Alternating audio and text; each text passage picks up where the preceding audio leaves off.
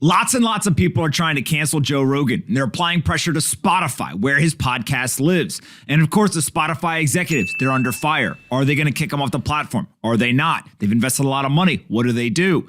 Well, now all of a sudden, Joe Rogan has other options. Rumble, a brand new, fast-growing video platform, yesterday came out and offered him $100 million over a 4-year period to leave Spotify and join Rumble.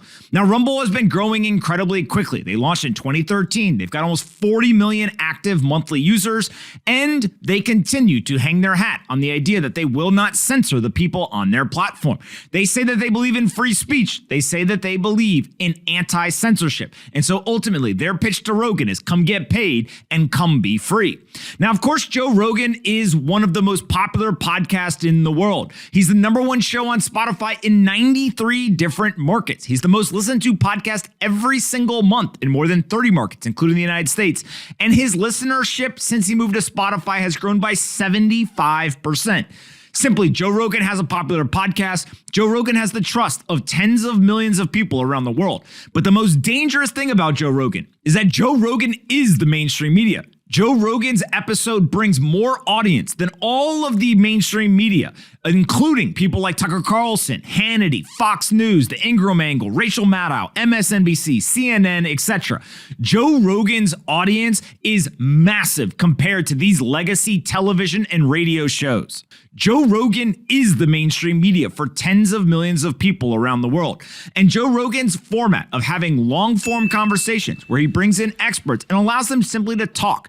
It isn't 5-minute clips. It isn't simply trying to get headline-grabbing comments. Instead, he has real conversations with real people about nuance and trying to understand what is going on. Now, Joe Rogan is very unlikely to go ahead and take this Rumble offer. He's getting paid a lot of money by Spotify, and he's already made a career decision to go ahead and bet the future of his podcast on that platform. But there's plenty of other people who are sitting in the cheap seats saying, maybe you should think about it, including people like Ted Cruz saying big tech sucks, Spotify gives into the mob, they're cowards, Joe Rogan should move to Rumble Video. Now, ultimately, Joe Rogan is getting a crash course in sovereignty. He's understanding that sometimes it's best to have no bosses, to have no platform that can kick you out.